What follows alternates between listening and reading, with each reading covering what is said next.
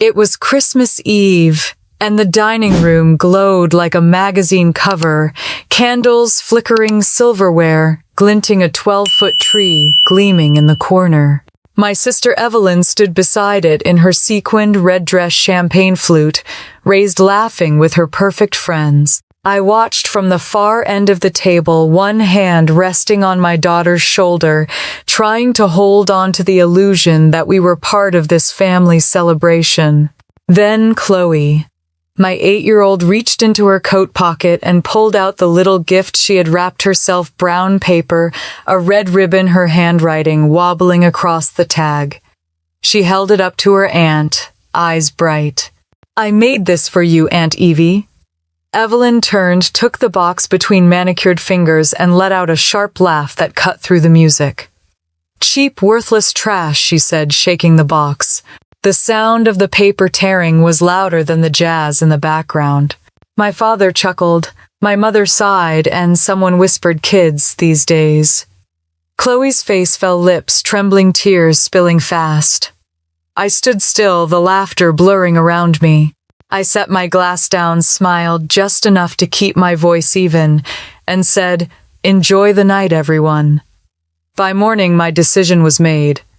I logged into the brokerage account and clicked withdraw. Every cent I had invested in Evelyn's boutique disappeared into my account. Then I called my attorney about the BMW we'd registered under both names as collateral. "Pull the title," I said, "effective today." Before noon, a message went out to Evelyn's phone. Just 6 words. "From now on, you're on your own." She thought I was joking. She had no idea everything she'd built, everything I had built for her, was already slipping through her hands. The night before that decision felt like a lifetime ago. The dining room had smelled of pine and cinnamon, and laughter bounced off the vaulted ceiling. Evelyn had insisted on hosting this year's Christmas dinner, bragging about her catering team and Aspen chic theme. I brought dessert and a quiet hope that maybe this time things would feel less lopsided. Chloe sat beside me, clutching the little gift box wrapped in recycled paper, a tiny wooden frame she had carved herself. The design was simple: mountain peaks and tiny stars etched by hand, her initials tucked into one corner. She'd saved her allowance for the carving tools and spent 3 weekends sanding it smooth. When she finally handed it to Evelyn, time seemed to slow. My sister's red nails tore through the paper, and the moment her face twisted, I knew what was coming. "What is this supposed to be?" she said, holding it up like a dirty napkin. "A picture frame." "Oh, honey, did you find this in a thrift bin?" Her friends laughed. My father joined in shaking his head. "Evelyn, be nice," he muttered, but the smirk stayed. My mother sipped her wine and said, "Julia, she's just teasing. You know how sensitive you are." The heat rose up my throat. I looked at Chloe. She stood frozen, eyes wide, the ribbon still dangling from her hand. "It's for you," she whispered, voice so soft it barely carried. Evelyn rolled her eyes. "Sweetheart, next time maybe ask your mom to help you buy something real." Then she dropped the frame onto the table, the wood knocking against a crystal plate. Something inside me went still. I wanted to scream to defend my daughter, but the words didn't come. The silence felt heavier than the laughter. So I just reached for my coat. Chloe followed me out to the car, her small steps quick on the icy driveway. Snow fell in slow spirals. Behind us, music and laughter kept going like nothing had happened. When we got into the car, she asked, "Did I do something wrong?" My hands tightened on the steering wheel. "No, sweetheart," I said. "Some people just don't know the value of a gift." She leaned her head against the window, watching the snow. I drove in silence, headlights cutting through the white. Back home, our small house felt warm, safe. The string lights we'd hung last week blinked softly from the porch. Chloe went to her room without another word. I stood in the kitchen, staring at the window reflection of the tree we decorated together. Mismatched ornaments, a paper star she'd made in art class. I thought about every Christmas before this one, the years I paid for my parents' rent, the endless gifts for Evelyn's store openings, the loans that never came back. I told myself it was family, that blood meant loyalty. But as I watched my daughter's little shoulders slump in the hallway, something inside me hardened. I poured a glass of wine, opened my laptop, and pulled up the financial statements for Evelyn's boutique. The numbers stared back my capital, my name on every document. She'd called me her investor, but really I'd been her safety net. Rent, payroll, new inventory, all drawn from my transfers. I remembered her words that night. Cheap, worthless trash. I clicked through each account, each file, feeling my pulse slow. Then I opened my phone and scrolled to the car registration photo, the BMW 2020 SUV I had co-signed. Collateral, she'd said sweetly when I agreed to help her 2 years ago. At that moment, Chloe's door opened. She came out wearing her Christmas pajamas, holding the broken frame in both hands. "Can we fix it?" she asked. The corner had splintered where Evelyn had dropped it. I took it gently. "We can," I said. "We'll make it stronger." Her smile was small but real. She nodded and went back to her room. I stayed awake long after midnight. Outside, the snow had piled against the windowsills. I drafted a single email to my lawyer, subject line, "Immediate asset withdrawal." I listed every document, every signature, and ended it with one line: "I want everything reversed by morning." I hit send, closed the laptop, and watched the notification blink. Message sent 11:58 p.m. When I finally went to bed, the house was silent, except for the hum of the heater. Chloe's nightlight cast a soft glow under her door. I stood there a moment, watching it flicker, and made a promise to myself that she would never again see someone laugh at her pain while I stayed quiet. By dawn, the world outside was white. I made coffee, opened my phone, and saw the notification from the bank: withdrawal successful. A second ping followed from the dealership lawyer, confirming the BMW's title transfer back to me. My chest rose and fell with something I hadn't felt in years: calm.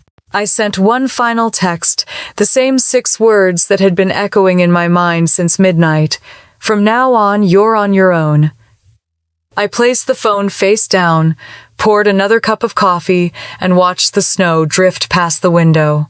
In the next room, Chloe was humming softly, carving a new piece of wood.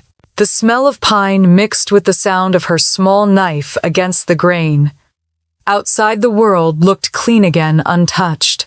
Inside, I finally understood that sometimes silence isn't surrender. It's the sound of a woman reclaiming her peace before the storm begins. She was the golden one since the day she learned to smile on cue. I used to watch her in old home videos, Evelyn twirling in her pink tutu, while I stood off to the side wearing a sweater that had belonged to her the year before. The camera always followed her, never me.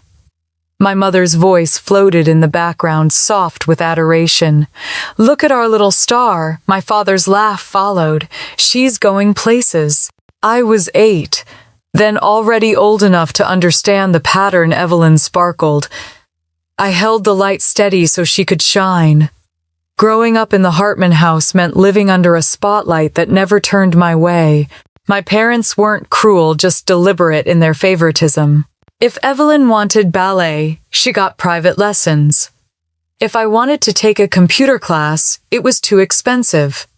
She got a camera for Christmas, I got to hold the batteries. Mom always said, "You're the strong one, Jules. You don't need much, but strength is a funny thing. It grows when you have to survive without applause."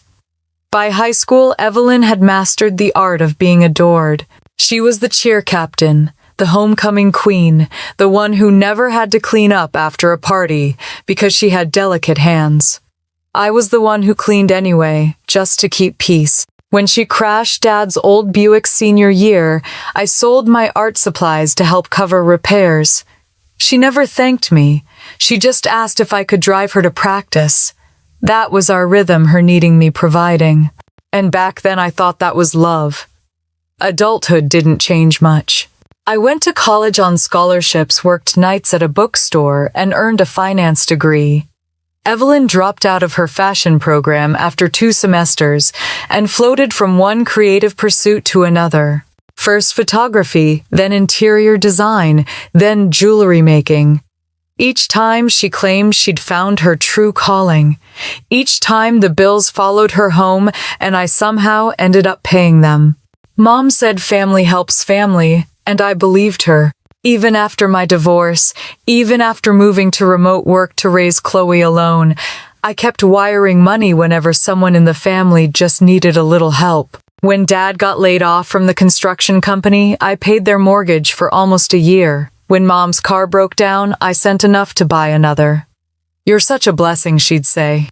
But blessings can turn into habits, and habits can hollow you out. Somewhere along the way, I became the family's quiet provider, the invisible safety net that no one ever thanked, but everyone depended on. Then came the day Evelyn arrived at my house with a portfolio clutched under her arm. It was early spring, the mountains still white with leftover snow. She set the folder on my kitchen table and spread glossy pages across it like playing cards. Aspen Grace Boutique, she said proudly.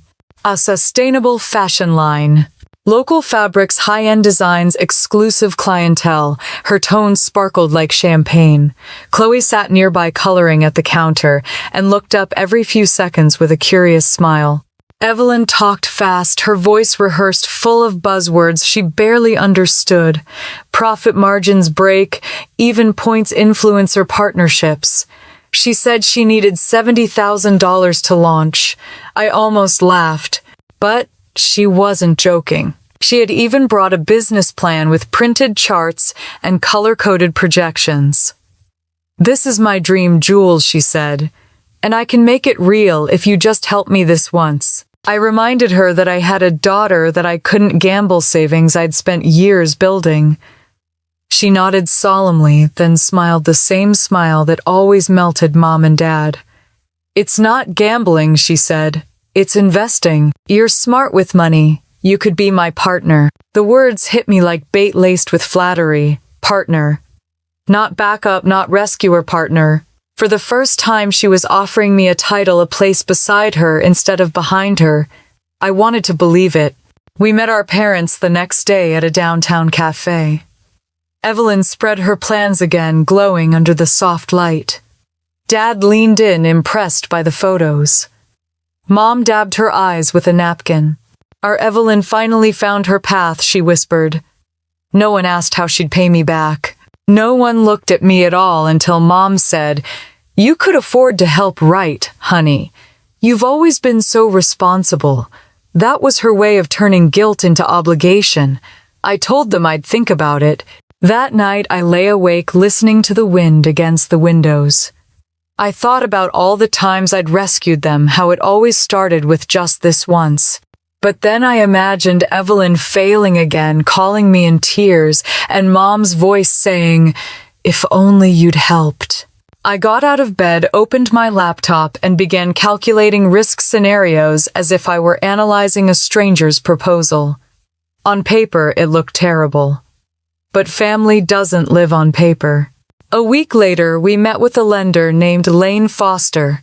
He explained the terms: 5-year repayment, 5.5% interest, and a 2020 BMW as collateral. The car had been my idea. I wanted some form of security, something tangible if everything went wrong. Evelyn frowned but signed quickly. Her hand shook a little, not with fear, but with excitement. "You'll see, Jules," she said. "This is our big break." Dad clapped her on the shoulder. Mom kissed her cheek. I signed, last heart heavy but steady. By sunset, the money was wired, the car retitled, and Evelyn was posting a celebratory selfie captioned "Dreams in Motion." The first few months were promising. The boutique opened downtown, soft lighting, pale wood shelves, a floral scent drifting from the doorway. Influencers visited, posting stories with tags like number Aspen Grace and number local luxury. Evelyn sent me photos of smiling customers holding shopping bags. Each month I received a payment right on time, just as the contract said. Even Mom bragged about her 2 successful daughters. For a moment I let myself believe that maybe, just maybe, the pattern had broken. But little cracks appeared quickly. One evening at dinner, Evelyn arrived wearing a new designer coat. Mom gasped, "You deserve it, sweetheart. You've worked so hard." When I asked how business was doing, she shrugged. "You know, growing pains. But don't worry, I'm on it." Later that week, I saw her tagged in photos at a rooftop party in Denver Bottles Music, a caption that read "Boss Life." I tried to ignore it. Peace is addictive, and I'd gone too long without it. When quarterly reports came and some numbers didn't add up, marketing costs, doubling unexplained consulting fees, I reached out politely asking for clarification. Evelyn replied with a winking emoji, "All under control, big sis." Mom called that weekend to say Evelyn was under a lot of stress and I should stop being so critical. "You've always been too serious, Julia," she said. "Let her live a little." I almost laughed. Let her live a little on my dime again. But I stayed quiet because silence had always been my way of keeping the family from fracturing. A few weeks later, Evelyn hosted a dinner to celebrate the boutique's 6-month anniversary. She reserved a table at a trendy restaurant and invited local press. The photos went online that night, Evelyn in gold champagne in hand, the caption reading, "Thankful for my family's endless support." The picture showed her between our parents, their smiles wide. I wasn't there. I had stayed home helping Chloe finish a school project. My name wasn't in the article either, just hers. I stared at the glowing screen until it dimmed. For years, I had believed that giving enough would earn love, that loyalty would someday be returned. But looking at that photo, I saw what I truly was, a silent investor in a family that would never pay dividends. Outside, the mountains shimmered under a thin layer of snow. Chloe's laughter drifted from the other room, pure and unburdened. I turned off my phone and whispered to myself, maybe silence isn't peace. Maybe it's just unpaid debt. That night, as the wind howled beyond the windows, I felt the first fissure open, not in Evelyn's dream, but in mine. It was small, almost invisible, but it was there. And deep down, I knew it was only the beginning. This boutique isn't just a store, Jules, it's our legacy. Evelyn's voice rang through the cafe like a sales pitch she'd practiced in front of a mirror. She slid another glossy page toward me, her nails clicking against the table. I looked down at the words, Aspen Grace Boutique, printed in gold script, followed by a list of projections, rent estimates, and something she called brand synergy. The smell of cinnamon and coffee filled the air. Outside, snow drifted lazily down Main Street. Inside, my sister was building a castle made of numbers and charm. Mom dabbed her mouth with a napkin, glowing with pride. "She's finally found her purpose," she said. Dad nodded, eyes twinkling behind his glasses. "You have to admit, Jules, it's impressive." I did admit it, at least out loud. The presentation was polished, the numbers clean, but I'd learned long ago that Evelyn could dress anything in sparkle, even a lie. She leaned forward, lowering her voice into something intimate. "You'd be perfect as my silent partner. I'll handle the creative, you handle the numbers, just like old times." I wanted to laugh. There were no old times when we'd been equals. She had always been the face, I the shadow, holding up the lights. "I don't know," I said, stirring my coffee.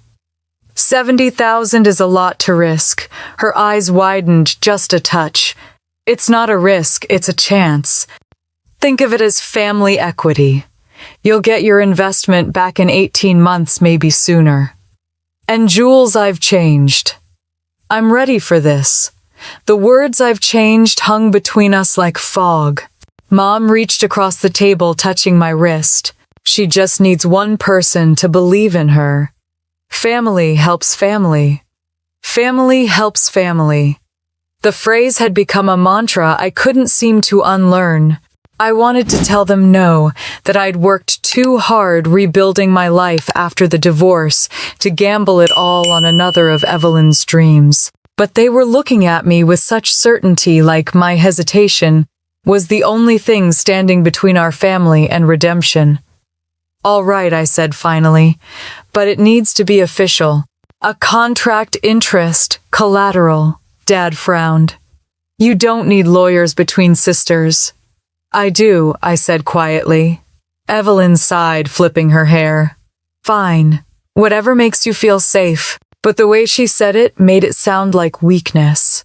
A week later, I found myself in a small glass office downtown with a lender named Lane Foster. He was efficient, polite, and clearly used to family investments going sour. He read the paperwork twice, then looked at us over the rim of his glasses. "The terms are straightforward," he said. 5-year repayment, 5.5% interest, the BMW as collateral. Evelyn's pen hovered for a second before she signed. "This is just a formality," she said lightly. I signed next. My hand didn't shake, but my chest felt heavy. After the meeting, she hugged me in the parking lot. "You won't regret this, Jules. You're saving me." "I'm investing," I corrected. "Same thing. The boutique opened that June." Evelyn chose a narrow storefront on Aspen's main street, its windows framed by pale wood and soft lighting. The sign Aspen Grace Boutique gleamed in brushed gold letters. On opening day, she wore a white suit and a 1,000-watt smile. Mom and Dad stood proudly beside her, posing for photos. I stayed near the counter, managing the invoices. People streamed in the air, thick with perfume and flattery. Local influencers snapped selfies holding silk scarves and hand-woven handbags. Someone handed Evelyn a microphone, and she thanked everyone who believed in this dream. She never mentioned my name. Mom Chloe whispered, tugging my sleeve. "Why isn't your name on the sign?" I smiled and brushed a crumb from her cheek. "It's her dream, sweetheart." That night, after the champagne bottles were cleared and the last guest had gone, I stood outside the boutique, staring at the glow through the window. For a moment, I let myself feel proud. I'd done something good. Something that might finally bring us closer. The next morning, the local paper ran a photo of Evelyn holding scissors at the ribbon-cutting ceremony. The headline read, "Aspen's Rising Star Opens Boutique." The caption beneath listed everyone except me. 3 months later, the payments began arriving like clockwork. Lane forwarded the confirmations each month, his tone approving. "Your sister's consistent," he said. And for a while, she was. The store did well that summer. Tourists loved the mountain luxury aesthetic. Evelyn posted daily on social media, showcasing local designers and posing with models. She started getting invitations to charity luncheons and photo shoots. Mom kept every clipping. "You must be so proud," she'd tell me. I was in a quiet, cautious way.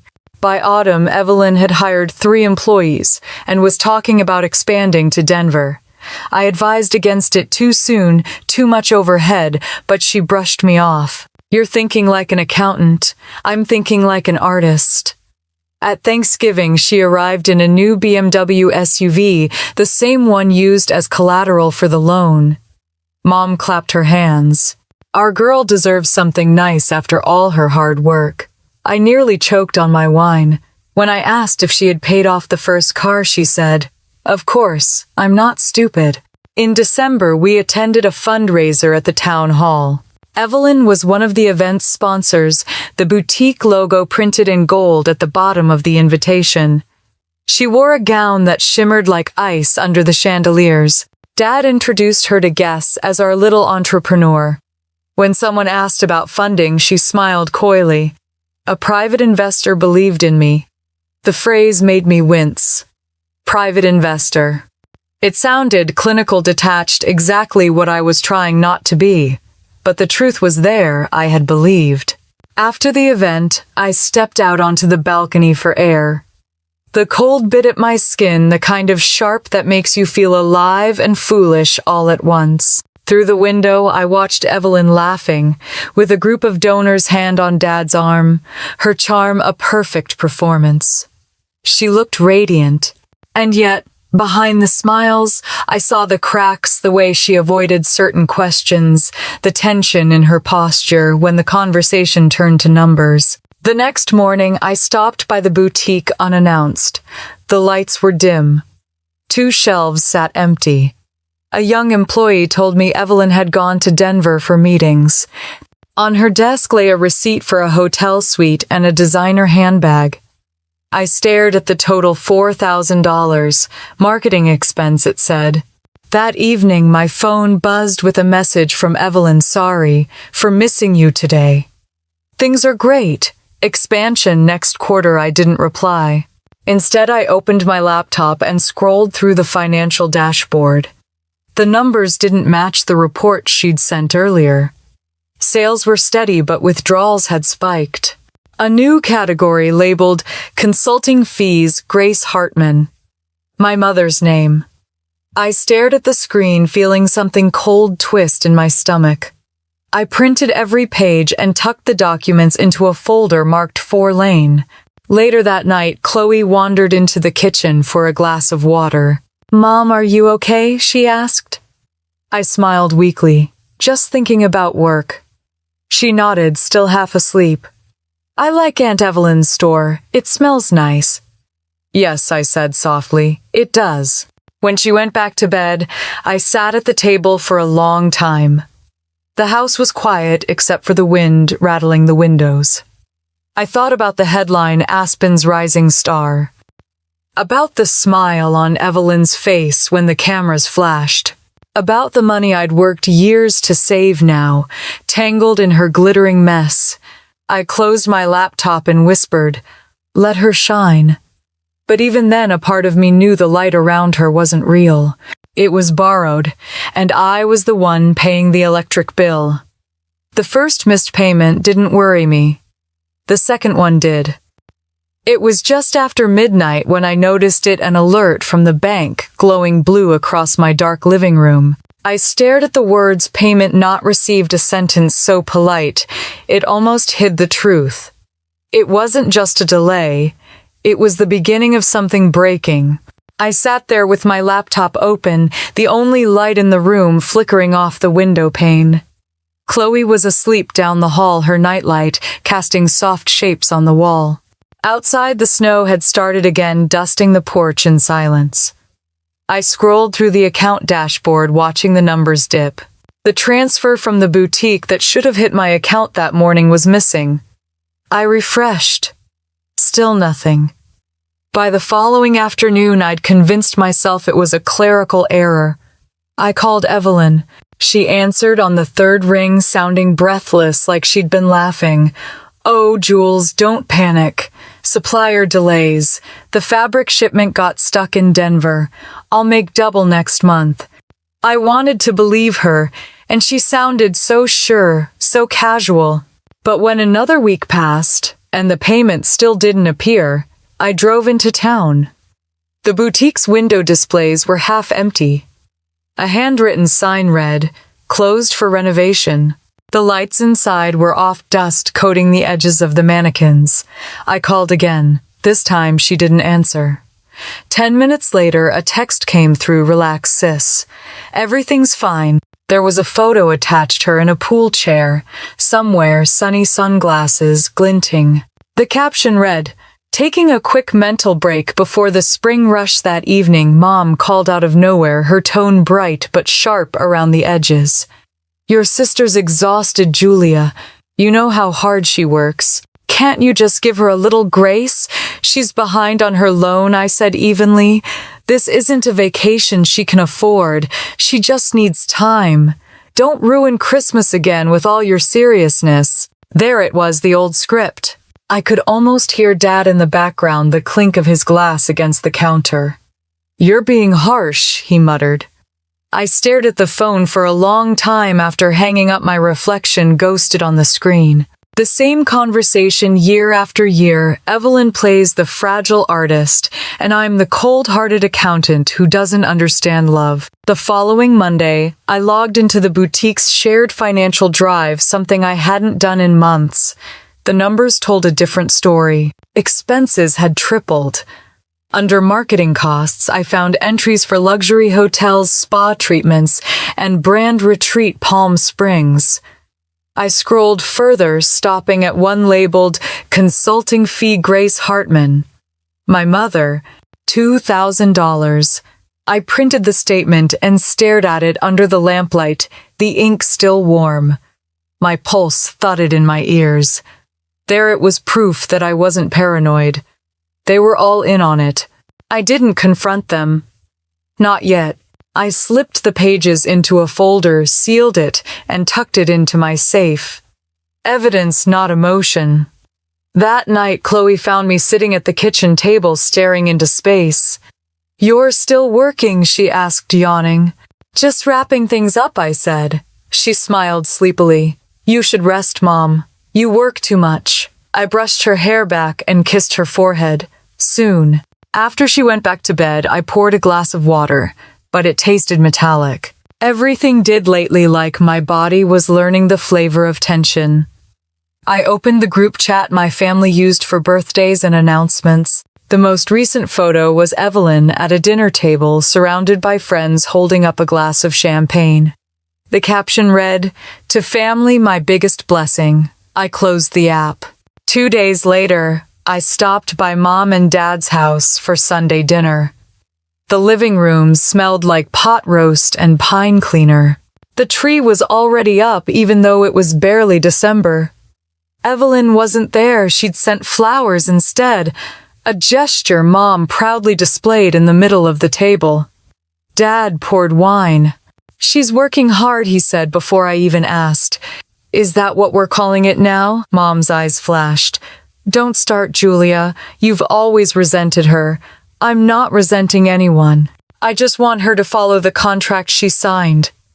Contracts. Contracts, Mom sighed, waving her hand. "You sound like one of those lawyers you hire. This is family." "Family doesn't steal," I said quietly. The room went still. Dad cleared his throat. "Watch your tone." I stood, leaving my plate untouched. "I'll send the payment records," I said. "You can decide for yourselves who's lying." On the drive home, the snow was falling heavier, thick enough to blur the headlights. My phone buzzed, Evelyn calling again. I almost ignored it, but picked up. Her voice was syrupy, slurred at the edges. "You really embarrassed Mom tonight," she was crying. "I didn't say anything untrue. You're always trying to make me look bad." "I don't have to," I said. "You're doing fine on your own." She laughed, the sound brittle and hollow. "You think you're better than us, sitting up there with your spreadsheets and perfect life." "Perfect," I said. "You mean the one I built while paying your bills?" Silence on the line, followed by a click. By the time I reached home, the road was slick and glittering under the streetlights. I parked, turned off the engine, and just sat there. The house windows glowed faintly. Chloe's nightlight flickered through the curtains. For a long time I didn't move. The next morning I woke to a flurry of new messages. Evelyn had posted a video from her trip, Sunlight Laughter, her wearing a wide-brimmed hat, music in the background. "Recharge before relaunch," the caption said. Comments poured in Queen energy. "So inspiring, love this journey for you." I scrolled past them, all thumb trembling. Then I opened my bank app. The rent for Mom and Dad's house, paid automatically every month by me, was due in 2 days. I hovered over the toggle for autopay. For years I'd told myself that silence kept things steady, that peace required sacrifice. But peace had become a one-way street paved with my own exhaustion. I toggled off the autopay and watched the screen flash green, payment canceled. The click of that button felt louder than any argument we'd ever had. That night, I placed the printed statements back on the kitchen table and stared at them under the soft lamplight. The numbers were no longer just figures, they were confessions. spa trips disguised as business costs, consulting fees to parents, credit cards maxed out in my name. I ran my fingers along the edges of the papers, then tucked them back into the safe. Chloe's laughter echoed faintly from her room, a soft reminder that my world didn't revolve around them anymore. Just before bed, my phone buzzed with another message from Evelyn. "Promise I'll catch up next month. Family always comes through." I didn't reply. The snow outside had stopped, leaving the night impossibly still. I poured myself a cup of tea and sat by the window, the warmth seeping through my palms. Somewhere in the darkness, I thought I heard laughter, hers maybe, or just memory, but it didn't reach me anymore. For the first time in years, the quiet didn't feel like surrender. It felt like distance. And distance, I realized, was its own kind of freedom. It wasn't one big lie, it was 1,000 small ones that finally showed through the cracks. The first was the Instagram post. Evelyn stood outside her boutique, holding a cup of coffee, smiling like the cover of a lifestyle magazine. 6 months of success, the caption read. Behind her, I noticed the reflection in the window, empty shelves, a dim light flickering inside. She'd angled the camera perfectly to hide the decay. Mom had already shared the post, adding her own caption, "Our brilliant girl living her dream." I stared at my phone until the battery warning popped up. Beneath all the glitter and filters, I could feel the rot spreading. 2 days later, I called her. "We need to talk," I said. Her tone was bright. "Sure, let's do lunch. I'll bring samples from the new line." We met at a cafe downtown, the same one where her pitch had first begun. She arrived late, wrapped in a designer coat, sunglasses still on though it was snowing. "Sorry," she said, sliding into the booth. "The boutique's been crazy." I waited until she ordered a latte before pulling the envelope from my bag. "You're behind on payments. Again." She waved her hand dismissively. "Jules, relax. The numbers are just off because I'm reinvesting. You wouldn't understand creative businesses ebb and flow." Ebb and flow. I opened the folder, spread the documents on the table. Spa weekends, hotels, personal shopping trips. "You're funding your lifestyle with company money." She laughed, an airy, practiced sound. "You make it sound so sinister. It's branding, Jules. Clients expect a certain image." I pointed to another entry. "And this consulting fees paid to Mom." Her smile faltered. "They've been helping with contacts. You know, customer referrals. I've read the statements. There are no referrals. Just withdrawals." Her face hardened. "Don't make this ugly." I leaned back, heart steady now. "It's already ugly." For a moment, neither of us spoke. Then she pushed her latte aside and stood up. "I don't have time for your paranoia," she said. "You've never believed in me. That's why you'll always be stuck behind a desk while I'm building something that matters." She walked out before I could respond, leaving the receipt fluttering on the table. That night, Mom called. "What did you say to your sister?" "She's devastated." I asked her about missing money. "She told us you threatened to pull funding." I asked her to explain her expenses. "Julia," Mom sighed, "you're too harsh. Not everyone is as practical as you. Evelyn's an artist. You're suffocating her with numbers. Numbers are what keep her lights on." "Don't talk like that," she snapped. "Your father's right. You've lost your compassion." I wanted to scream that compassion had cost me $70,000.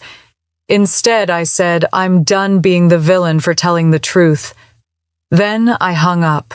The next morning at work, Casey noticed the shadows under my eyes. "Family again?" she asked. "Always." She tilted her head. "Start saving your receipts.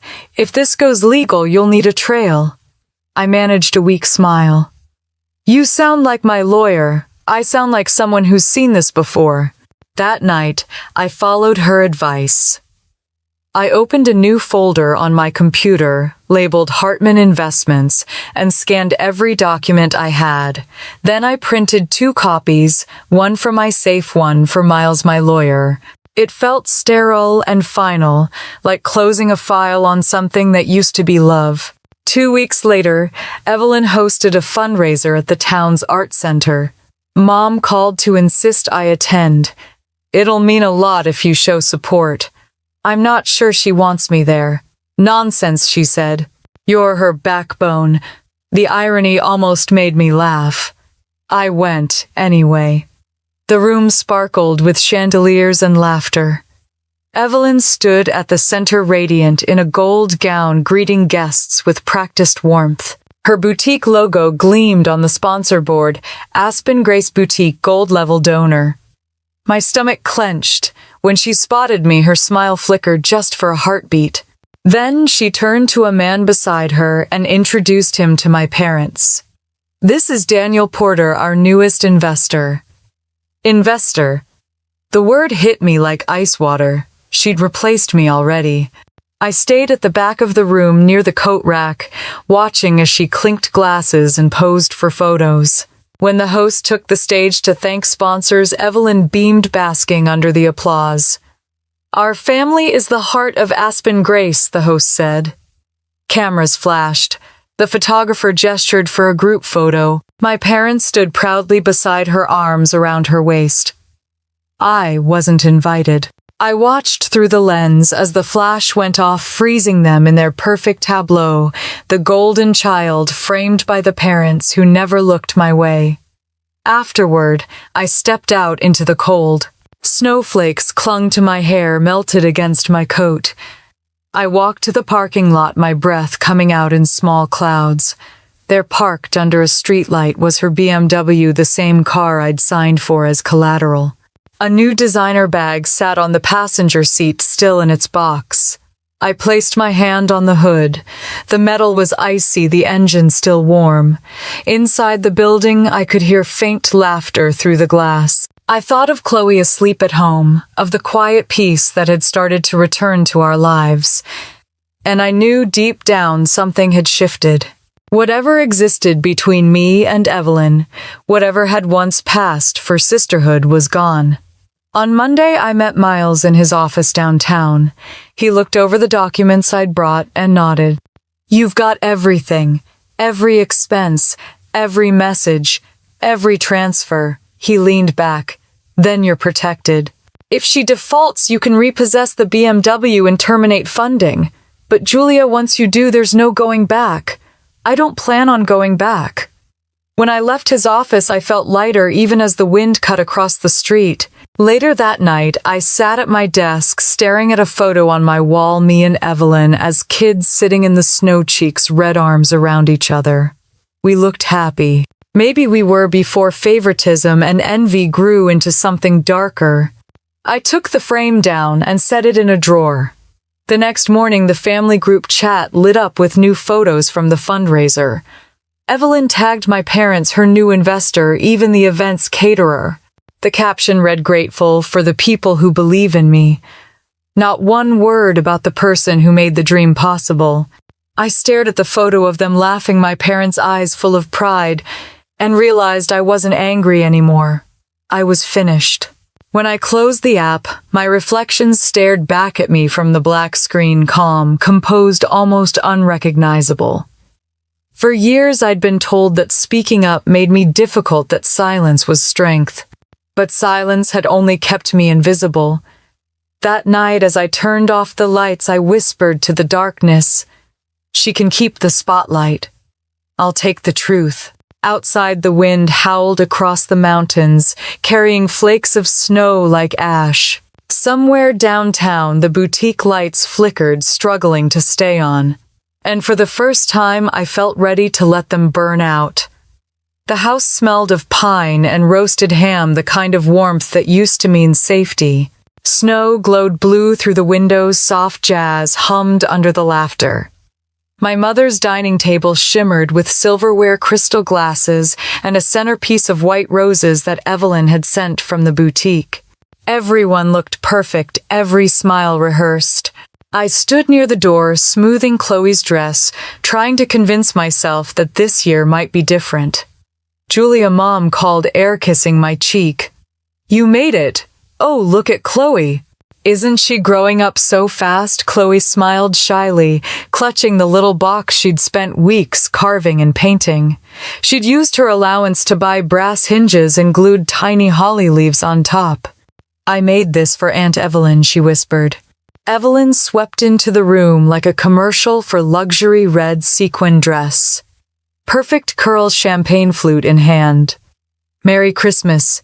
Everyone, she sang, drawing applause from relatives I barely recognized.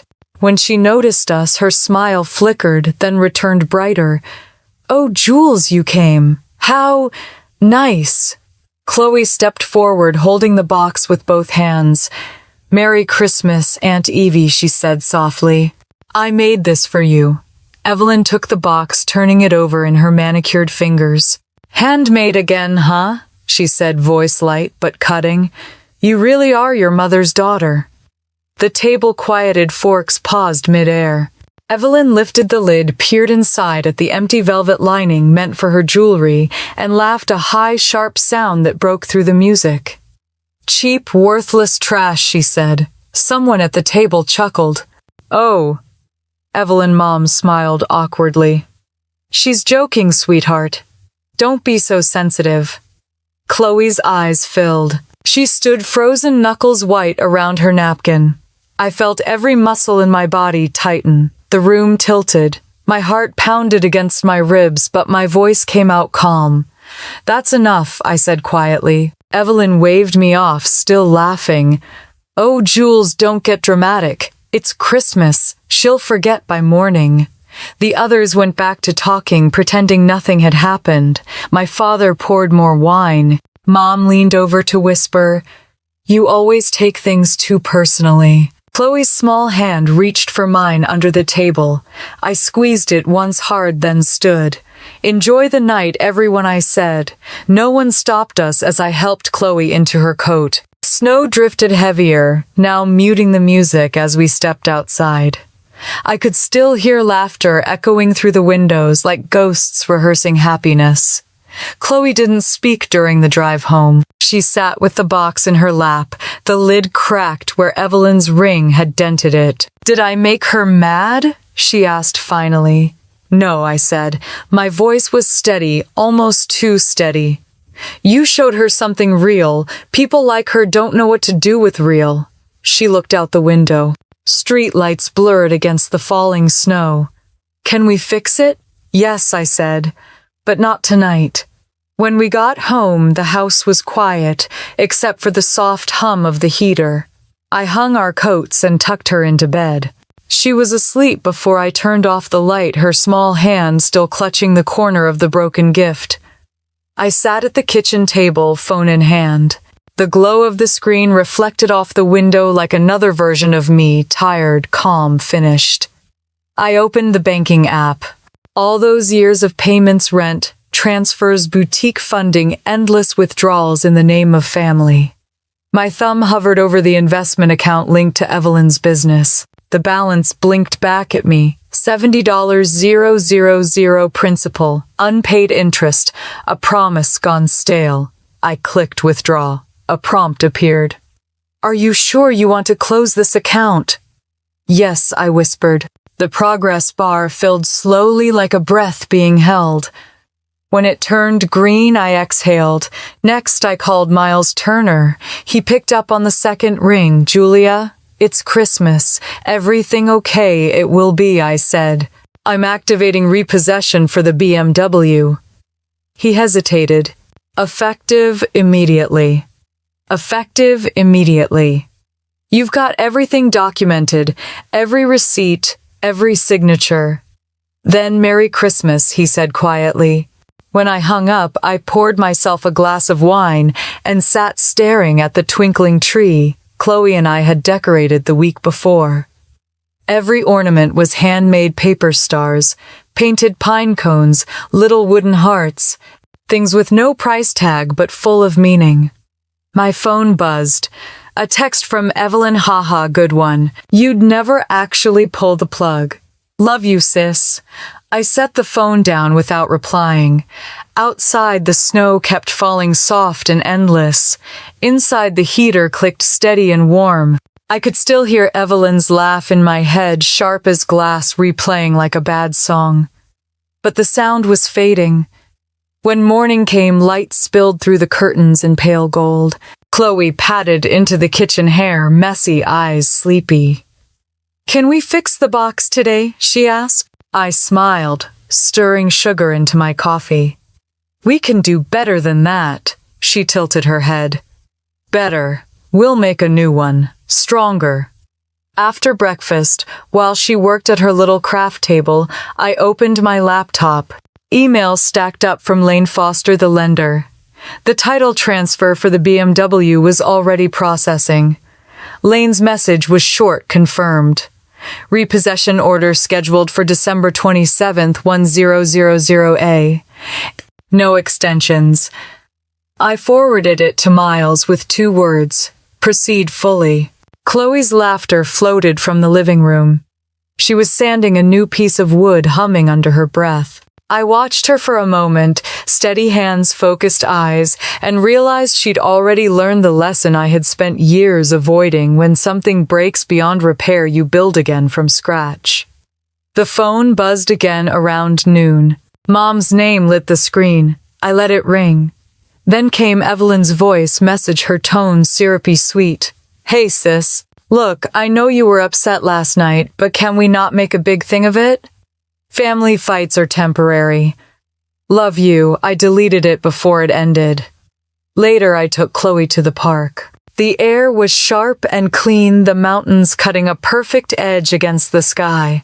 She tossed snowballs into the air, laughing when they burst apart. Watching her, I felt something unclench inside me. When we got home, I checked my phone again. Another message from the bank: funds successfully transferred. The boutique account now read 0. I typed a single line in the family group chat, attached 2 photos, one of the BMW parked in Evelyn's driveway and one of the canceled rent transfer for Mom and Dad. Then I wrote, "From today, you're on your own." Phones buzzed all over town. Evelyn's head must have snapped up the second the notification hit. I imagined her staring at the screen, reading it twice before the color drained from her face. She'd think I was bluffing, but I'd finally learned that silence could be louder than screaming. That evening, I sat on the couch with Chloe. We watched the fire crackle, her head resting against my shoulder. She'd glued the new box together, this one, thicker, the corners reinforced. On the lid, she carved a single word in tiny letters. Strong. I traced it with my fingertip. "It's perfect," I said. She smiled. "I like it better than the old one." Outside, the world was buried in white quiet and clean. Somewhere, Evelyn was realizing that everything she'd taken for granted was gone: her car, her money, her safety net. I turned off my phone and let the quiet settle. For the first time in years, it didn't feel like weakness. It felt like power. Snow still covered the yard the morning after Christmas, glinting under the thin winter sun. I sat at the kitchen counter with a cup of coffee, the steam curling into the cold air. Miles had texted earlier, repossess order confirmed. I read it twice, then set the phone down beside Chloe's half-finished puzzle. "Merry Christmas, Evelyn," I whispered to no one. By mid-morning, I had already sent a string of emails: bank notifications, contract closures, loan termination confirmations. Every message ended with the same line: effective immediately. It was strange how simple justice could sound in an email. No shouting, no chaos, just quiet efficiency. The calm after 8 years of being the family's safety net. The plan unfolded like clockwork. Miles's firm handled the legal filings while Lane, the lender, managed the repossession logistics. I had documented every withdrawal, every delayed payment, every message where Evelyn had promised to catch up next month. There would be no more extensions. Outside, the world was white and silent. Inside, the only sound was Chloe humming softly at the kitchen table, carving wood shavings into the shape of tiny birds. I watched her fingers move steady, precise, and felt a peace I hadn't known in years. At 10:04 a.m., my phone buzzed again. A live feed link from the repossession company. I clicked it. The camera showed Evelyn's boutique, the BMW parked crookedly outside the gold sign of Aspen Grace Boutique glinting behind her.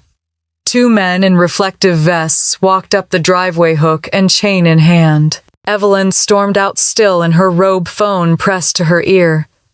"You can't do this," she shouted. One of the men pointed to the paperwork. Signed, "Order, ma'am. Collateral repossession." She turned in circles, yelling for anyone to stop them. But no one came. The chain clicked, the engine growled, and the car lifted off the ground like a broken promise. I muted the sound and kept watching.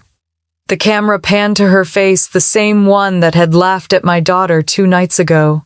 Only now her lipstick was smeared, her eyes wild. She kicked at the snow, yelling something I couldn't hear. The feed ended. I closed the tab and took another sip of coffee. It tasted warm and final. 2 hours later, the first call came. Evelyn's name flashed on the screen. I didn't answer. A second call followed, then a third. By the fourth, I let it ring until voicemail picked up. Her voice was sharp at first, then pleading. "You're ruining my life. Please, Jules, we can fix this. I'll pay you back double. Don't do this. Delete." The fifth message came from Mom. "Julia, what have you done?" Evelyn's in tears. "How could you embarrass your family like this?" I wanted to laugh. Embarrass the family. The family that had watched my child cry while they sipped wine. By the sixth call, my phone was on silent. Chloe was on the floor nearby, building small wooden animals, humming Christmas songs under her breath. I let the chaos of my relatives spin itself into static in the background. That afternoon, Miles called. "Everything's gone through clean," he said. "Car repossessed, investment pulled, contract terminated." "Good," I said. "You're calm. I'm done," he chuckled softly. "It's strange, isn't it?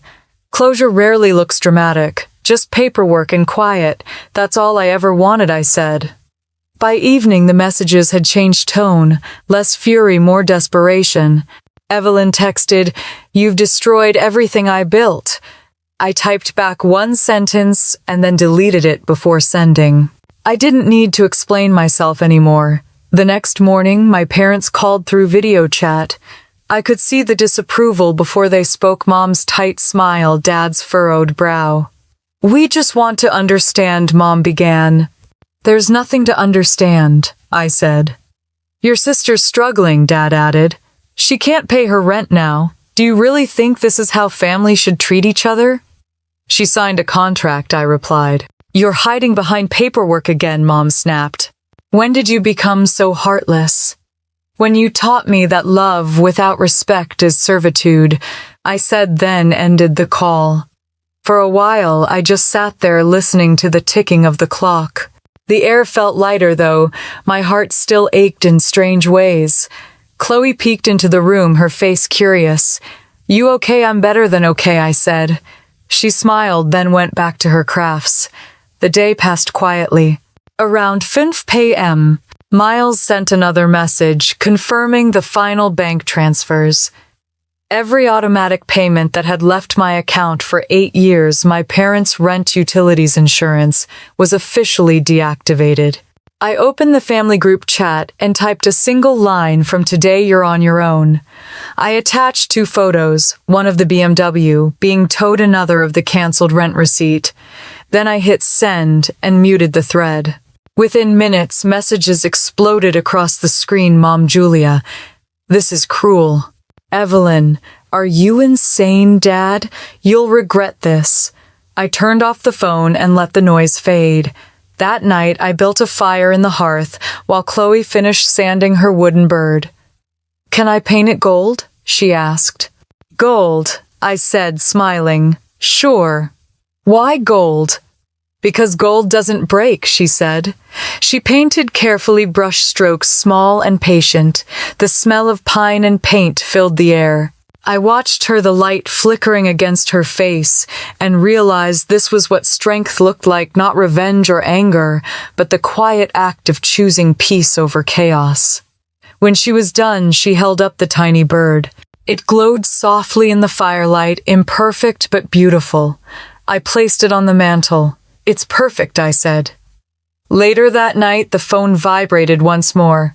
I picked it up to check the screen. Evelyn again. No message this time, just her name blinking. Then it stopped. I looked at the reflection of the fire in the dark window, my own face faint behind it. The world outside was buried in snow. I thought of all the years I'd spent explaining, apologizing, waiting for them to change. And how, in the end, all it took to reclaim my peace was 6 words and a signature. When I finally went to bed, the phone lay silent on the nightstand. Chloe's soft breathing filled the house. Somewhere out there, Evelyn was realizing that the money had never been the real loss. It was me. I closed my eyes and let the quiet sink in. For the first time in a long time, it didn't sound empty. It sounded earned. By noon, I was officially the villain of the Hartman family. My phone lit up with messages faster than I could silence them, angry texts, guilt-ridden voicemails, group chat explosions. Mom's voice came through, first sharp and trembling. "How could you do this to your sister on Christmas, Julia? You've humiliated us all." Then Evelyn, crying and furious in equal measure, "You ruined my life. You've always been jealous of me." I stood by the kitchen window, coffee going cold in my hand, watching snow fall onto the quiet street outside. For years I had begged for peace, for understanding, for fairness. Now that I had taken it, they called it cruelty. I let the phone vibrate until it went still. That afternoon my parents arrived unannounced. Their old sedan crunched up the driveway, tires groaning against the ice. When I opened the door, Mom's face was blotchy from tears, Dad's jaw tight with restrained anger. "We need to talk, Dad," said, stepping inside before I could refuse. Mom's voice shook. "Evelyn told us what you did. You took everything from her. You had no right." I folded my arms. I had every right. It was my investment, my loan, my name on the paperwork. "She's your sister," Mom snapped. "Family comes first." "I've been putting this family first my whole adult life," I said. "When Dad lost his job, when you couldn't make rent, when Evelyn needed a car, a business, another chance, I was the one who paid for it." Dad slammed his hand on the counter. "You embarrassed us. She's the talk of the town now, humiliated because of you." "She humiliated herself," I said softly. "I just stopped paying for the spotlight." The room went silent, except for the ticking of the wall clock. Finally, Mom's voice broke through, small and desperate. "You're heartless." I opened the front door and gestured toward the snow. "Maybe, but I'm free." They left without another word, the sound of the car fading into the cold. That night, the noise moved online. Evelyn had posted a photo of herself sitting on the floor of the empty boutique, mascara streaked down her face, captioned, "Some people love control more than family." The comments flooded in, "Stay strong, girl. You'll rise again. Family can be so toxic." Mom commented a line of heart emojis. I scrolled through the thread until my chest went hollow. Then I took a screenshot and archived it. I didn't reply. I didn't defend myself. I didn't need to. The next morning, Miles called to check in. "The legal filings are complete. She can't reopen the boutique under that name without your approval." "Good," I said. "You holding up?" "I'm fine," I lied. He hesitated. "They'll push back harder before they stop. Just keep everything documented. I have every receipt." By that afternoon, Evelyn's downfall began to show. Her suppliers demanded payment. Customers complained about unfulfilled orders. The boutique's social media page turned from curated perfection to chaos. One former employee posted a review, "Owner under investigation. Don't shop here." I watched the dominoes fall one by one and felt nothing but relief. Not joy, not revenge, just relief. Then the call started again. Evelyn first, her voice cracking.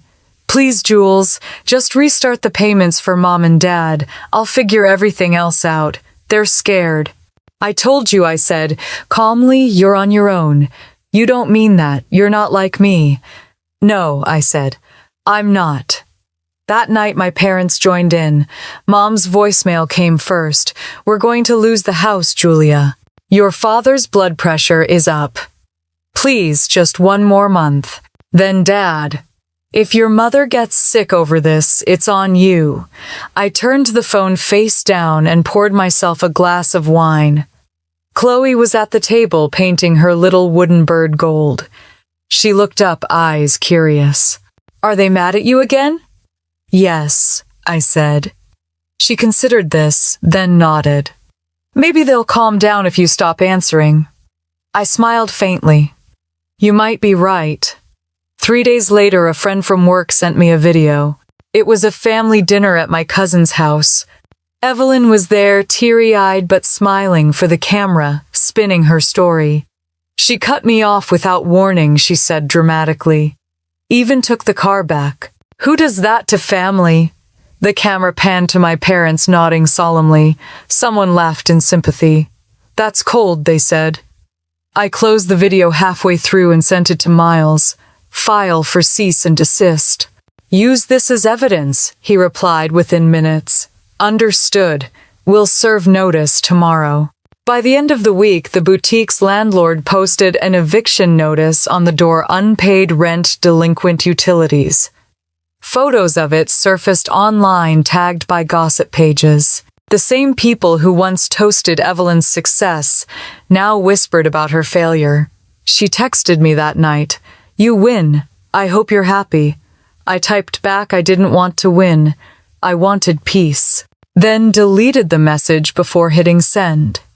The next morning, I took Chloe out for pancakes. We sat near the window, sunlight spilling across the table. She showed me the little wooden bird she'd finished, wings shining with gold paint. Look, she said proudly. It doesn't break anymore. It's beautiful, I said. We ate in silence for a while. Outside, snow melted along the sidewalks, trickling into thin streams. I realized then that peace wasn't loud. It didn't announce itself. It arrived quietly like morning light. By the time we got home, another voicemail waited from Dad. Your mother's packing, he said bitterly. We'll be out of the house by Monday. You'll regret this, Julia. I didn't respond. That night, the world went still again. The phone stopped buzzing, the messages slowed. I thought maybe finally the storm had passed. Until the headlights appeared outside. I was reading in bed when the glare washed across the window. A car idled at the curb, engine, low exhaust curling through the cold air. For a moment it didn't move. Then the door opened.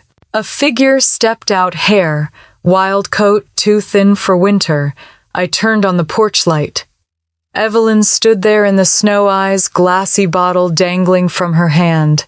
She swayed once, then started toward the steps. The knock hit the door hard, frantic, familiar. Chloe stirred in her room. Mom, she called sleepily. Stay there, I whispered. Another bang. Julia opened the door, Evelyn's voice slurred through the wood. You ruined me. You think you're better than us. You're nothing without me. I grabbed my phone and opened the camera feed, every second recorded. The porch light illuminated her pale face, her trembling hands. I could smell the alcohol even through the door. Go home, Evelyn, I said loudly. I'm calling the police. You wouldn't. But I already had. When the sirens echoed down the street, she froze. 2 cruisers pulled up, blue and red lights flashing against the snow. Officers stepped out, voices calm but firm. Ma'am stepped back from the door. She resisted, yelling something about betrayal, about family, before they took her arm and led her away. The bottle shattered on the driveway, glittering like ice under the lights. One officer came to the door. Are you okay, ma'am? I nodded, showing my ID and the restraining order on my phone. Everything's recorded. He nodded. Good. We'll book her for disorderly conduct and violation of order. You'll get the paperwork tomorrow. When they drove off, I stood in the doorway for a long moment, the night air sharp against my skin. Inside, Chloe peeked from the hallway, her face pale. Is she gone? She's gone, I said softly. She came forward and wrapped her arms around me. Her small hands were warm. Good, she whispered. She can't hurt us anymore. I looked over her head at the empty street snow, falling again in thin, steady flakes. The light from the porch flickered once, then steadied. Maybe this was what endings looked like, not fire or fury, just the quiet sound of a door finally closing. The first knock came just after midnight, sharp and uneven against the door. Chloe was asleep, curled beneath her blanket, and for a second I thought I'd imagined it. Then it came again, 3 fast hits, the sound of desperation more than strength. I slipped out of bed, heart pounding, and checked the camera feed on my phone. Evelyn stood on the porch, swaying under the porch light, hair tangled, face pale. Snow dusted her shoulders like frost. One hand clutched a half-empty bottle, the other kept hammering at the door. Julia, open up. You ruined my life. My breath caught. It wasn't the first time she'd come uninvited, but tonight felt different, wild, unhinged. I backed down the hall and whispered, Chloe, stay in your room, lock the door. She sat up, frightened.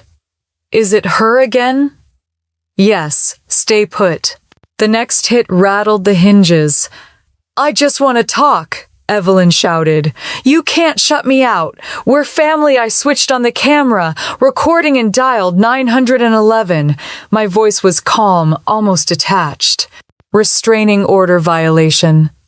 My sister's intoxicated and at my door. While the operator spoke, I watched Evelyn pace across the porch. She kicked at the flower pot, muttering curses, tears freezing on her cheeks. When the sirens began to wail in the distance, she flinched. But she didn't leave. The cruisers arrived within minutes, red and blue lights slicing through the night. 2 officers stepped out, their boots crunching on the snow. Ma'am, one said, step away from the door. Evelyn turned disoriented, clutching the bottle like proof of her pain. She stole everything from me. My car, my store, my family. Put the bottle down, the officer ordered. She shouted something incoherent, then stumbled as they guided her toward the curb. I opened the door, a crack, cold air rushing in. Are you all right, ma'am? The officer asked. I nodded, handing him the phone with the live recording. She's violating the court order. He glanced at the footage, nodded. We'll file the report and take her in tonight. As they loaded Evelyn into the car, she looked up at me, eyes red, voice raw. You think this makes you strong. You'll be alone forever. The words hit me like a gust of wind, cold but powerless. I shut the door without replying. Inside the house was still. Chloe peeked from her room, eyes wide. Did they take her? Yes, I said softly. Go back to sleep. She nodded but hesitated. She won't come back, right? No, I said. Not anymore. When the headlights disappeared down the street, I finally exhaled. The silence that followed wasn't peace, it was exhaustion. The next morning, Miles called. The police report came through, he said. Violation confirmed. I've already arranged the restraining order renewal, extended duration, stricter boundaries. Thank you, I said. She'll be processed overnight, fined, maybe probation. Don't worry about her anymore. I wanted to believe him. But worry doesn't switch off like a light. That afternoon, I sat by the window, staring at the snow melting off the branches. My reflection looked calm, but my hands trembled when I lifted the cup. The line between pity and disgust had blurred long ago. I didn't hate her. I didn't love her either. I just didn't recognize her anymore. A week later, I got a voicemail from Mom. Her tone was brittle. Your sister's out now. The police record will ruin her career. I hope you're happy. Career. The word made me laugh. I didn't return the call. Days passed quietly. I focused on work, on Chloe's school projects, on remembering what peace sounded like. Then a new message arrived from Miles' eviction notice for your parents confirmed. Final date February 2nd. I sat staring at it for a long time. The words didn't shock me, they felt inevitable. Without my payments, their world had started collapsing too. That evening, the phone rang again. "Mom," I answered this time. "You're really letting us get thrown out," she demanded, her voice trembling. "Your father's sick, Julia. He needs his medication. We have nowhere to go." "I gave you years of help," I said quietly. "You could have saved. You chose not to. You're heartless." "No, just done." Dad grabbed the phone, his voice hoarse. "You'll regret this," he growled. "We're still your family." "Family doesn't use guilt as a currency," I said, then hung up. When I checked the camera later, their car had stopped briefly outside my house. They didn't come in, just sat in the driveway for a few minutes before driving off. By the end of the month, the boutique's locks had been changed. The sign Aspen Grace Boutique was gone, leaving faint letters etched in dust. I drove past one afternoon, parked across the street, and stared through the window. The mannequins were gone. The shelves bare. Evelyn's reflection no longer filled the glass. A couple walked by reading the eviction notice taped to the door. "Such a shame," one said. "It looked fancy." "Too fancy for this town," the other replied. I started the car and drove away. Later that week, Miles emailed again. Restraining order reaffirmed. Evelyn fined $500 for violation. Court warns any repeat offense will result in jail time. I closed the laptop, the words blurring together. I thought of the woman on my porch, trembling in the cold, screaming about love and ruin. And for a fleeting second, I pitied her. Then I remembered Chloe's face that night, wide-eyed, terrified, and the pity evaporated. The following day, a thick envelope arrived by certified mail. Inside were official copies of the eviction papers, and a letter addressed to me in Mom's shaky handwriting. "You've broken this family apart. Your father's health is failing. You should be ashamed. We raised you to care for others, not destroy them." No signature at the end, just the outline of a tear stain on the paper. I folded it neatly and dropped it into the trash. That evening, as the sun disappeared behind the mountains, I lit the fireplace and sat beside Chloe while she painted. She was working on a new piece, a small wooden box with carved stars. "What are you making?" I asked. "A wish box," she said. "You put one good thing in it every day. Then when you forget how lucky you are, you open it again." I smiled. "That's beautiful. You can share it," she said. "We'll keep our good days together." Outside, the snow began to fall again, thick and quiet. I thought about Evelyn, where she might be now. Maybe still blaming me. Maybe drinking herself into another rage. Maybe finally seeing the truth. The house phone rang once more, the old number my parents always used. I let it go to voicemail. Their voices filled the kitchen, accusations, please, promises, all bleeding together into static. When it ended, I deleted it and turned to Chloe.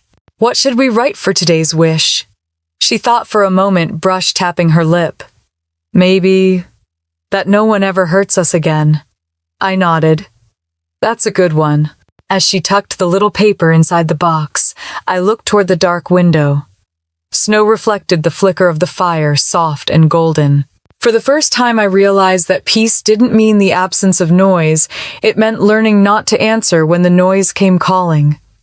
By midnight, the phone was silent. The world outside was too. Somewhere across town, Evelyn's name flashed on another police report. Disorderly conduct, public intoxication, another fine. Miles would handle it in the morning.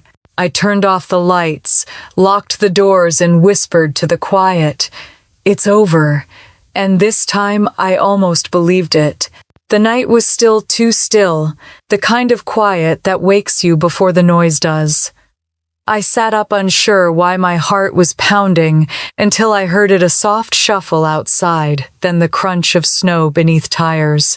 I slipped from bed, careful not to wake Chloe, and peered through the curtain. A car sat idling at the curb, headlights cutting through the frost. For a moment nothing moved. Then a door opened. A figure stepped out, small and hunched against the cold. Even before she lifted her face, I knew it was Evelyn. The same dark coat she'd worn to court, now dirt-stained and too thin for winter. She stood under the streetlight, swaying slightly, eyes glassy, a bottle dangling from her hand. My phone buzzed with motion alerts from the porch camera. I tapped the feed, watching her climb the steps. The first knock was soft, almost polite. "Julia," she called, voice muffled. "Please just talk to me. I didn't move." The second knock came harder, rattling the frame. "I know you're in there." Chloe stirred down the hall, whispering, "Mom, stay in your room," I said quietly. Evelyn's voice broke, a mix of pleading and rage. "You think you're so perfect, don't you? Sitting up there in your little castle while we freeze." Her words slurred together, swallowed by the wind. The bottle hit the door glass, shattering across the porch. I hit record on the camera and dialed 911. "Restraining order violation," I said calmly. "She's here again, intoxicated." The dispatcher's voice was steady. "Are you safe inside?" "Yes. My daughter's here too. Units are on the way. Stay on the line." I watched Evelyn pace in circles, shouting things I couldn't make out. She kicked at the railing, then slumped onto the top step, sobbing. The sound crawled through the door, familiar and hollow. Blue and red lights cut through the night. A few minutes later, 2 patrol cars stopped in front of the house. Evelyn didn't run. She just sat there, rocking slightly, until the officers approached. "Ma'am," one said, "please stand up." She looked at them like she was seeing ghosts. "She locked me out," she said, pointing at the door. "My sister, my family." "Step away from the porch," the officer said again, firmer now. When they helped her to her feet, the bottle slipped from her hand, rolling down the steps. The label caught the light, cheap vodka, half empty. They spoke to her for a minute before turning to me. One officer knocked gently. "Ma'am, are you and your daughter all right?" I opened the door, a few inches cold air spilling in. "We're fine. The cameras recorded everything." He nodded, jotting notes on his clipboard. "We'll take her in for the night. Disorderly conduct, violation of order. You'll receive confirmation by morning." I thanked him and closed the door. Through the window, I watched them guide her toward the car. Evelyn didn't resist, didn't speak. She just looked back, once her face a blur through the falling snow. When the taillights disappeared, I locked the door and leaned against it. Chloe crept into the hallway, eyes wide. "Is she gone?" "She's gone," I said. "For good this time." She nodded, then hugged me, her small hands trembling. I stroked her hair until her breathing slowed. The next morning, Miles called. "I heard about last night," he said. "You handled it perfectly. She'll get fined again, maybe probation. What happens if she tries again?" "Next time it's jail," he said simply. "But honestly, Julia, I think she's running out of places to fall." After the call, I brewed coffee and sat by the window. The world looked soft again. Sunlight glittering on the snow, the porch swept clean except for a few shards of glass. For the first time in years, I didn't feel guilty, just tired. Chloe patted into the kitchen, hair messy, wrapped in her blanket. "Do you think she hates us?" she asked. I shook my head. "No, she hates herself. She just doesn't know it yet." We ate breakfast quietly. I watched her stir cocoa into her milk, her focus so pure it almost hurt. That afternoon, a new headline popped up on my phone. "Local boutique owner arrested for public intoxication." No names, but I didn't need one. The article was short, just a few lines about a disturbance downtown, an intoxicated woman shouting outside a closed shop. The photo was blurry, her face barely visible, but I recognized the tilt of her shoulders, the way she held her arms like a shield. I forwarded it to Miles. "Handled right," he replied. "Already processed." No contact order still valid. I put the phone down and went outside. The air was crisp, the snow beginning to melt. Across the yard, Chloe built a small snow fort, her laughter echoing through the quiet. Watching her, I realized how foreign peace had become fragile, almost frightening. I let it settle anyway. 2 days later, Mom called again. Her voice was hoarse, weary. "Your sister's in trouble, Julia. She's sick. She needs help." "She's had chances," I said. "She refused every one. You've turned your back on all of us." "No," I said softly. I finally turned around. The line went dead. By the end of the week, an eviction notice went up on my parents' rental house, red letters against peeling paint. The chain of dependency had snapped completely now. At night, I lay awake, not in fear, but in thought. For years I had equated love with rescue, peace with silence. I finally understood neither was true. Love required boundaries. Silence, if earned, was freedom. The following weekend, Chloe had her last therapy session at school. She showed her counselor a drawing, a small house, surrounded by snowlight glowing through every window. The counselor smiled. "It looks safe here," it is, Chloe said. When we came home, she set the picture on the fridge beside her math test. Then she went to her workshop table and began carving again. This time it wasn't a bird or a box, it was a heart smooth and strong with no cracks. That evening, a final email arrived from Miles, cease and desist, signed by parents. Case closed. I read it twice, then shut the laptop. Outside, the sunset poured gold over the snow, melting it into tiny rivers. I stood by the door, breathing in the cold air. Behind me, Chloe's laughter filled the room, soft and sure.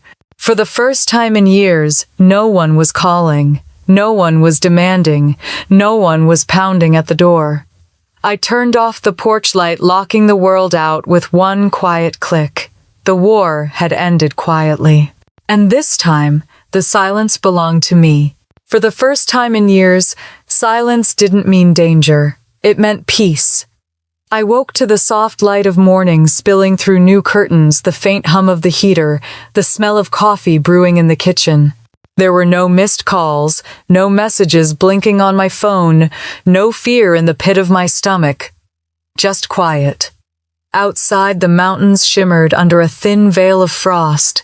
Chloe's laughter echoed from the living room where she was sketching by the fire, her pencils tapping against the table. Our new house sat near the edge of the woods, away from town, far from the ghosts of everything we'd left behind. I walked through the rooms, slowly, still, not used to how calm everything felt. The walls were pale blue sunlight, bouncing off framed photos, just me and Chloe, smiling with our hair tangled by wind. No more family portraits, no more reminders of who we were supposed to be. When I stepped outside, the air bit at my skin, sharp and clean. I watched a few deer crossing the frozen field behind the yard. For a long moment, I simply breathed. No alarms, no shouting, no one demanding to be saved. By mid-morning, I logged onto my laptop for work. My boss had sent an email confirming my promotion, senior financial consultant, remote flexible hours, full stock benefits. It felt surreal. A year ago, I'd been the woman who couldn't say no, who lived to fix other people's chaos. Now I managed my own life, and it was enough. Casey pinged me on chat, "Congrats, boss lady, drinks." Soon I smiled, typing back cocoa at my cabin. "I'll make extra." When Chloe came in from the cold cheeks pink, I told her the news. "Does that mean we're rich now?" she teased. "It means we're steady," I said. She nodded like she understood more than most adults ever could. Steady's better. We spent the afternoon decorating the studio behind the house, a space that doubled as my office and her workshop. The smell of sawdust, mixed with coffee sunlight, stretching long shadows across the floor. Chloe painted her wooden creations while I adjusted spreadsheets. Every so often, she'd hold one up, a fox, a bird, a tiny carved moon, and I'd nod approval. At lunch, she asked, "Do you think Grandma and Grandpa have a new house yet?" I hesitated, then shook my head. "Probably a small apartment. They'll figure it out." She pressed her lips together. "Do you miss them?" I looked at her, really looked. Her eyes held no anger, only curiosity. "I miss who I thought they were," I said. She nodded slowly, as if that made perfect sense. "Sometimes I miss Aunt Evelyn too," she whispered. I reached across the table and squeezed her hand. Missing someone doesn't mean you have to let them back in. After lunch, she went back to carving. I cleaned the kitchen, humming quietly. Every small sound, the clatter of dishes, the scrape of her sandpaper, felt like proof that our lives had become ordinary again. Safe. In the late afternoon, a distant cousin I barely spoke to sent a message on Facebook, heard about Evelyn. "She's been working part-time at the market. Hope things are better for you now," I typed back. "They are. I hope she's okay too." Then, closed the app. Forgiveness wasn't an act, I realized. It was a decision not to reopen old wounds. That evening, while tidying the hallway closet, I found a box I hadn't unpacked yet. Inside was the wooden jewelry box Chloe had made, the one Evelyn had thrown across the floor last Christmas. The lid was cracked along the seam, but the little brass hinges still glinted under the light. "Look what I found," I said. Chloe looked up from her workbench, eyes wide. "We can fix it." She brought her toolkit and laid out the pieces. I watched as she glued the edges, sanded the corners, and brushed on a thin coat of varnish. When she was done, the crack was almost invisible. She smiled, proud. "See, stronger than before." I traced the grain with my fingers. "It's beautiful," I said. That night we placed the box on the mantel beside her golden bird and the heart she'd carved the week before. The firelight shimmered against them, soft and golden. Dinner was simple soup, bread, laughter. We talked about her upcoming school fair, about her teacher who'd asked her to help build a display table. "She said I have an engineer's mind," Chloe said proudly. "She's right," I told her. "You build things that last." Afterward, I sat on the couch while she worked on her homework. The house creaked softly, wood settling against the cold. For the first time in years, the sound didn't make me flinch. It was the sound of a home breathing. When Chloe went to bed, I made tea and stepped outside. The moon hung low above the pines, and the air smelled faintly of cedar. Somewhere far below, the town lights shimmered like tiny fires. I thought of Evelyn again, of how fast everything had spiraled, of how much I'd wanted her to succeed. For so long, I believed saving her meant saving myself. But some people only learn when they hit the ground. A few days later, a letter arrived in the mail. No return address, just my name scrawled across the front in familiar handwriting. Evelyn. I turned it over in my hands, feeling its weight. For a moment, I thought about opening it. But then I remembered the night she pounded on my door, the way Chloe had trembled in the closet, the way peace had only come after I stopped answering. I placed the envelope in a drawer. Some words didn't need to be read to be understood. That weekend, Chloe entered a small craft competition at the local fair. She brought her repaired jewelry box and a new project, a wooden puzzle shaped like a mountain range. Her hands didn't shake when she presented them. She spoke clearly, confidently. When the judges announced the results, she won second place. She ran into my arms, breathless with joy. "We did it," she said. "We did," I whispered. The ribbon hung from her workshop wall that night, fluttering whenever the heater kicked on. She called it her proof of strong. As the house settled into quiet, I found myself sitting by the window again, watching snow drift down through the dark. Somewhere out there, my parents were living small and quiet. Evelyn was working through her consequences, and the cycle of manipulation that had defined our family for decades was finally over. Peace wasn't loud. It didn't need witnesses. It was Chloe's laughter drifting from her room, the smell of sawdust and soup, the sound of a world that no longer demanded apology. I closed my eyes, letting the silence wrap around me like a blanket. For the first time, it didn't feel temporary. It felt earned. Tomorrow I'd go back to work, pick Chloe up from school, cook dinner, live another ordinary day. The kind of day I used to think only existed for other people. I turned off the lights, looked once more at the mantel, at the mended box, the golden bird, the carved heart, and smiled. We were steady now. Stronger. Whole. And for the first time, peace wasn't something I hoped for. It was something we built.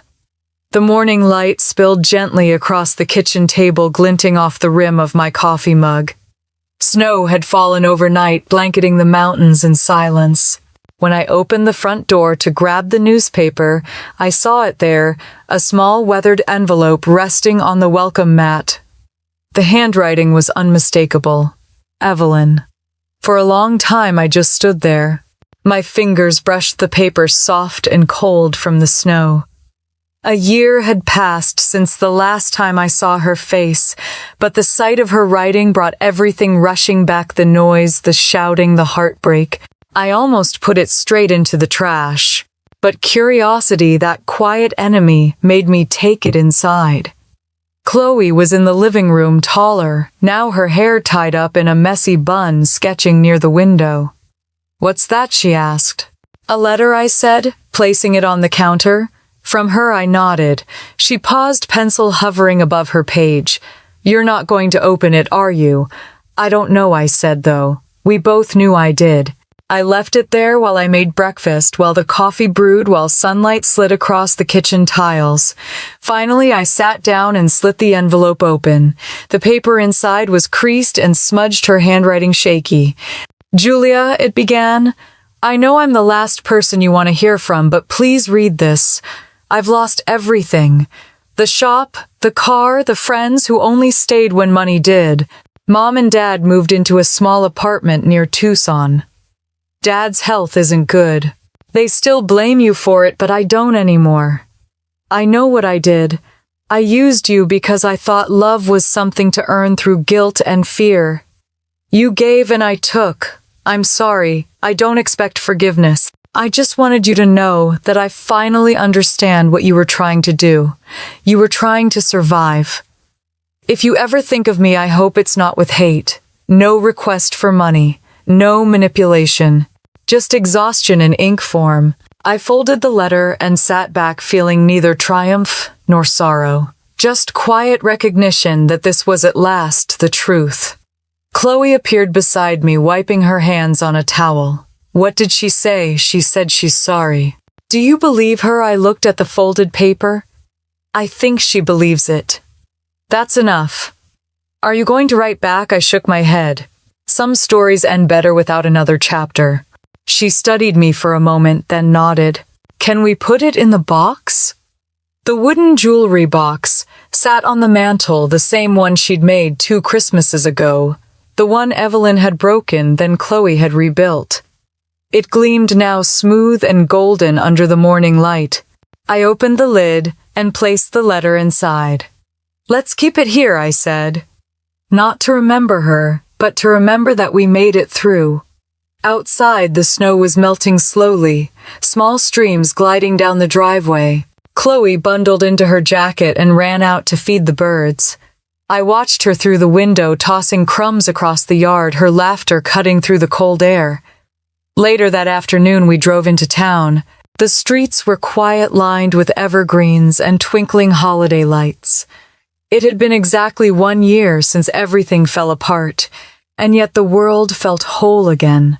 We stopped at a small cafe for cocoa and pie. "Do you think they'll ever change?" Chloe asked as she stirred her drink.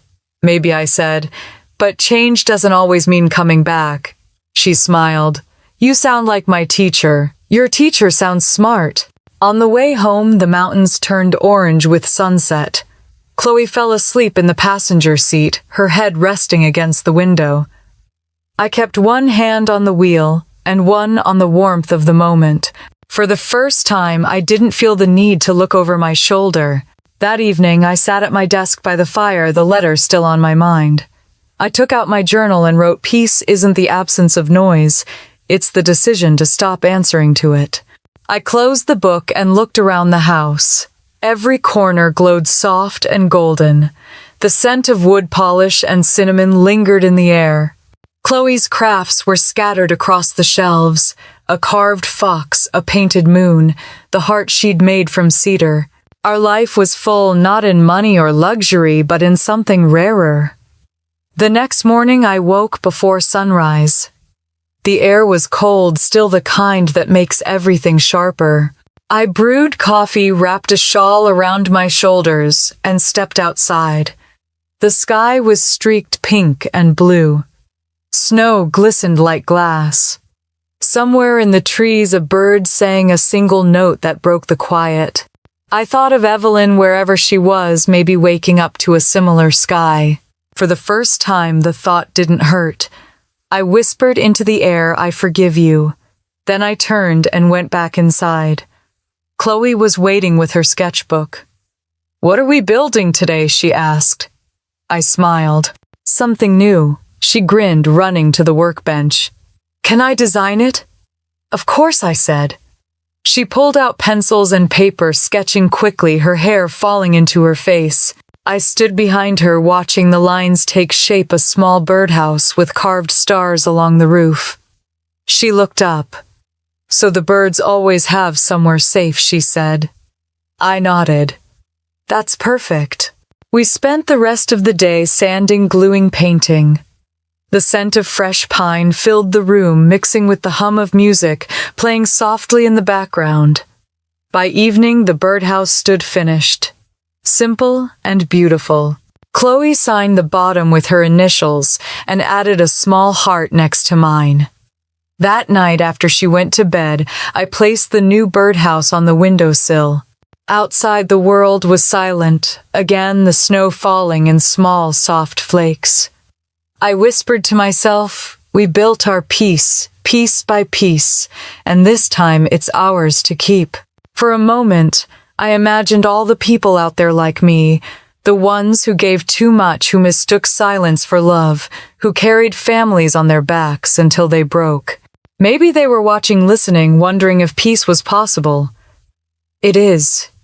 You just have to stop waiting for someone else to hand it to you. If you've ever had to rebuild after being broken, if you've ever learned that letting go is its own kind of love, then you already understand what peace feels like. Tell me, what does it mean to you? Leave your thoughts below. And if you've been walking through your own storm, stay with us. More stories are coming about strength, forgiveness, and the quiet power of starting again. Because sometimes the most powerful revenge is simply living well. And sometimes that's the only story worth telling.